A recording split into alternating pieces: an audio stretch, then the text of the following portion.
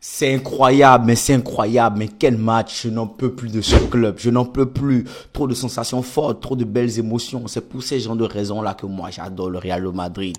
Comment ne pas aimer un tel club, comment ne pas aimer des gens qui ont une telle philosophie, des gens qui n'abandonnent jamais, des gens qui se battent jusqu'au bout, comment ne pas les aimer? Ce club me fait vibrer à chaque match. Lorsque Vinicius a pris ce fameux carton rouge, on a senti que le Real de Madrid avait perdu ce match.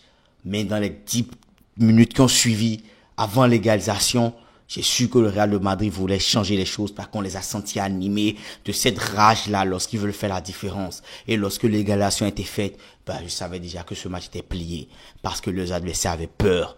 On sentait que la pression avait changé de camp malgré qu'ils étaient à 10. Vous vous rendez compte? Une équipe menée à 10 et pendant qu'ils étaient à 11 ne trouvait pas la solution. Et quand on le prive de son meilleur joueur, il réussit à renverser le match. Combien de clubs vous connaissez qui sont capables de le faire si ce n'est le Real de Madrid, chers amis? C'est incroyable. Pour moi, c'est un classique de plus pour le Real de Madrid. C'est un banger comme d'habitude. Le Real de Madrid a fait ce qu'il s'est fait de mieux, c'est-à-dire abattre l'adversaire psychologiquement comme physiquement. Valence a fait un match irréprochable. Le match était bon jusqu'à la petite erreur, jusqu'à l'erreur de la fin qui les a coûté ce match. Mais franchement, gros match de leur part. On s'attendait pas à ce qu'ils soient autant combatifs. Mais ils ont lutté, ils ont empêché ce Real de Madrid de revenir plusieurs fois au score. Sans parler de ce penalty de Bellingham qui a été manqué. On se disait que c'est pas le jour du Real de Madrid. Valence jouait bloc bas. Valence, quand il pouvait, il menait des offensives dangereux. Valence nous a mis en difficulté. Défensivement, ils n'ont pas laissé de faille. Ils ont été corrects. Ils ont fait les tacles quand il fallait. On se disait que ce Real de Madrid allait galérer. Moi, la première mi-temps, je savais qu'on allait égaliser. Mais lorsque la deuxième mi-temps a commencé, je me suis dit, là, ce match, ça va être compliqué. Parce que les gars, ils se fatiguaient pas et ils tenaient le coup. Jusqu'à cette égalisation de Luka Modric, Bellingham s'est racheté.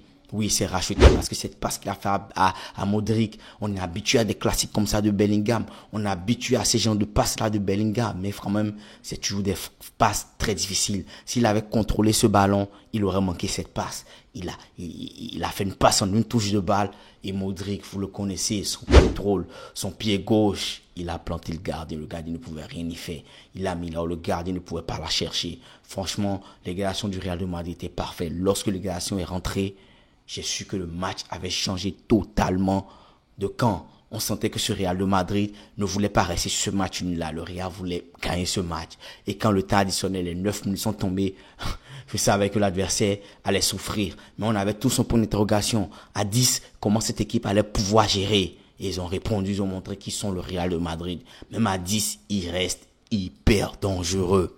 Ils ont déjoué la formation de cette équipe de Valence qui n'arrive pas à craquer. Parce que pour moi, le deuxième but, celui de Bellingham, le défenseur a craqué. La passe était un peu trop en arrière. Il était fatigué, le défenseur. Même dans son geste, on sentait qu'il a essayé tout ce qu'il pouvait. Mais le ballon, il ne pouvait pas l'arrêter. Et la pression des joueurs du Real de Madrid offensivement, Bellingham, tout ça, il a dû laisser ce ballon. Bellingham, avec toute sa sérénité, il a mis ce but. Franchement, félicitations à cette équipe du Real de Madrid. On a pris ces 3 points. Franchement, je suis sûr que 3 quarts des fans du Real de Madrid savaient que cette journée était pourrie parce que, bien vrai qu'on voyait le Real se battre, mais on sentait que ça n'allait pas. On cassait notre milieu avec 2-3 passes. Il se retrouvait sur notre défense. Rudiger, en tant que patron de la défense, il a géré comme il pouvait. Mais le premier but est venu. Le premier but, Courtois, pour moi, déviant, il a mal dévié, mais c'est pas de sa faute. La balle était hyper puissante et c'était rapide. Derrière nos petits écrans, dans nos canapés, on a du mal à capter les sensations, les réflexes, les petites émotions là qui peuvent faire que les joueurs font des erreurs. Mais pour moi, cette frappe, Courtois ne pouvait rien y faire. Il a essayé de le dévier, mais malheureusement, il a dévié dans une zone où il avait des joueurs de Valence et ils ont marqué ce but. Valence a joué vraiment très bien. Ils ont respecté leur plan de jeu. Ils se sont donnés à fond. Les joueurs sont battus, ils ont été combatifs.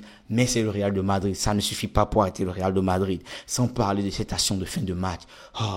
J'ai cru que c'était un but. J'ai cru qu'ils égalisaient. Le match est terminé sur cette frappe qui a fait un poteau sortant. J'ai cru que c'était dedans. Franchement, ballon s'est battu. Mais le Real de Madrid, comme d'habitude, a été plus fort, a été plus clinique, a été plus efficace. Franchement, félicitations à cette équipe du Real de Madrid. Ceballos, je vais revenir sur Ceballos pour moi qui fait un très très gros match depuis plusieurs matchs déjà, je l'ai déjà dit dans mes précédentes vidéos, pour moi il a son prime au Real de Madrid, il nous fait du Toni Kroos, on se rappelle de cette passe qu'il a fait à Vinicius en première mi-temps, et Vinicius qui a débordé, mais le gardien a fait un superbe arrêt, il est combatif, franchement Ceballos pour moi c'est le milieu qu'on doit associer à Valverde et Camavinga. Tchouaméni aussi a fait un bon match, mais il est souvent un peu lent dans ses relances. Il a essayé de gérer, il a fait tout ce qu'il pouvait, mais pour moi, il est toujours un peu juste dans les relances. Un peu lent dans les relances. Mais quand même, ce Real de Madrid s'est en sorti. Modric a fait beaucoup de bien à cette équipe quand il est rentré. Camavinga, pareil, il a pris le flanc de Mendy, il a géré, et il a fait ce qu'il pouvait, pour moi. L'entrée de Modric a vraiment changé le coup de ce match. L'entrée de Modric a complètement changé le coup de ce match. Modric a apporté sa vision de jeu, il a apporté ses relances, il a calmé le milieu, il a su temporiser, il a su faire les relances quand il fallait les faire. Et ça a payé. Pour moi, match un peu en dessous de Mbappé. J'aurais aimé voir Mbappé beaucoup plus flamboyant, mais je l'ai senti un peu en dessous. Il s'est battu, mais il a manqué un peu de justesse sur plusieurs actions. Il y a des actions, il a voulu en faire de trop. D'autres, je ne l'ai pas trouvé assez combatif. Moi, c'est aussi ce problème-là qu'on a. Lorsqu'on a 2-3 attaquants qui ne font pas du pressing, Vinicius notamment, et Mbappé, lui, carrément, il ne fait pas du tout de pressing offensif. Mbappé, pour moi, il ne presse pas du tout. C'est un vrai problème qu'il doit apprendre à gérer. On a vu le pressing, on voit comment Brahim Diaz, il faisait son pressing et tout le reste. Pour moi, Brahim Diaz également, qui a fait une entrée magnifique. On l'a vu justement se battre sur ce but de Modric. Il s'est battu. C'est lui qui s'est battu, qui a récupéré ce ballon marqué qu'il avait perdu. Il l'a envoyé à Bellingham. Bellingham, d'une touche, l'a décalé à Modric. Et Modric, il a fait le boulot comme il savait le faire. Gros match du Real de Madrid, gros match du Real de Madrid. C'est l'essentiel, on a pris les 3 points. Comme d'habitude, pour ceux qui aiment le beau jeu, vont dire, oh, ce Real de Madrid n'est pas convaincant, trop de déchets, trop de lacunes. Mais on s'en fout, mais qu'est-ce qu'on s'en fout? Nous, on s'en fout de ça. Tout ce qu'on veut, c'est l'efficacité. Et ce Real a été efficace, comme d'habitude. Pour moi, c'était carrément une des plus belles performances de ces derniers matchs, parce qu'on était à 10. Ils m'ont montré le caractère du ce Real là qu'on adore. Malgré qu'ils étaient à 10, ils ont fait l'impossible qu'ils n'ont pas pu faire à 11. Ce que à 11 ils n'ont pas pu faire, ils l'ont fait à 10. C'est simplement incroyable. C'est ça le Real de Madrid. Gros big up à ses joueurs. Félicitations à Bellingham. Mais qu'est-ce qu'on va dire encore?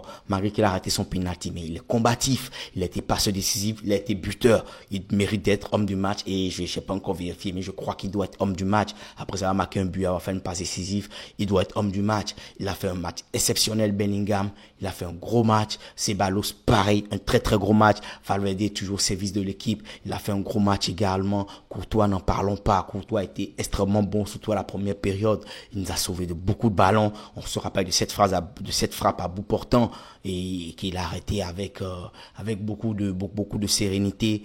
Donc gros match de cette équipe là. Par contre, j'aimerais que Carlos, on sent Mbappé en fin de match, j'ai senti Mbappé fatigué. Fin de match, j'ai senti Mbappé fatigué. Si c'était Mbappé qui avait eu l'occasion, qui avait eu Bellingham, pour moi, je pense qu'il aurait raté parce que il était fatigué, Mbappé, en fin du match. Mais Carlos n'a pas voulu le faire sortir. Pour moi, c'est dommage. Et comment ne pas parler de ce carton rouge de Vinicius, notre meilleur joueur qui sort sous un carton rouge. Pour moi, l'arbitre est passé acte de son match. Il a mal sifflé, surtout depuis la première période. Il a des fautes qu'il n'a pas sifflé. Il a un penalty qu'il devait siffler. Pour moi, l'arbitre a fait un très mauvais match. Et le carton rouge de Vinicius, pour moi aussi, c'était un peu abusé. Parce que Vinicius ne s'est pas levé, il a poussé simplement le joueur. Le gardien, il a d'abord fait une tapote dans le dos. Le gardien l'a carrément un peu bousculé. Donc, il s'est levé et il a rendu sa bousculade.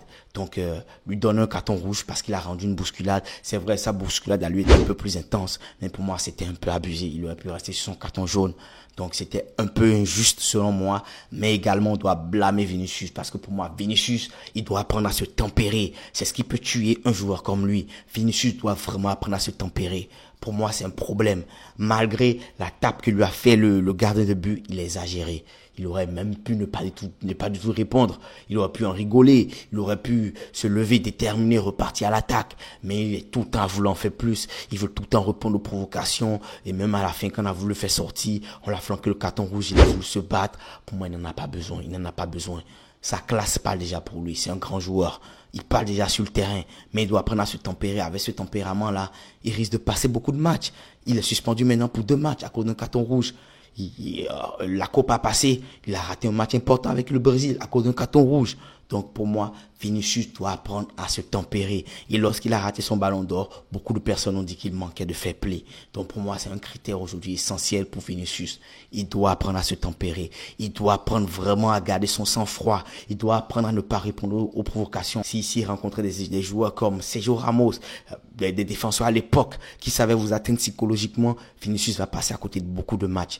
Parce que lorsqu'il est atteint psychologiquement, il sort de ses matchs. Donc pour moi, Vinicius doit apprendre à tempérer. Même si l'arbitre a été un peu sévère, même si l'arbitre n'a pas été à la hauteur de ce match, selon moi, Vinicius s'est quand même un peu trop emporté. Pour moi, c'est un point fort de ce match. Les 3 points sont pris, c'est l'essentiel. Le Real de Madrid rallonge son avance sur Barça et c'est tout bénef, c'est tout bon pour nous. Donc félicitations à cette équipe du Real de Madrid. Premier match de 2025, nos premiers 3 points étaient pris et ils ont montré à tout le monde qu'ils ont toujours cette mentalité-là et qu'ils sont prêts à aller chercher tous les trophées. Bientôt, il y aura la Super Coupe qui va commencer, la Super Coupe d'Espagne, bien sûr. Il y aura aussi, je crois, la Copa del Rey qui va commencer.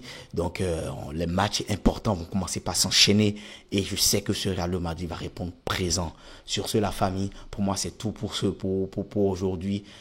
Pour tous ceux qui sont nouveaux sur la chaîne, n'oubliez pas de vous abonner, mettez un pouce bleu, commentez. Donnez vos avis, je vous répondrai, ça m'aide pour le référencement et ça m'encourage. Donc n'oubliez pas de vous abonner, d'activer la cloche de notification à vos commentaires. Donc sur ce la famille, on se dit peace.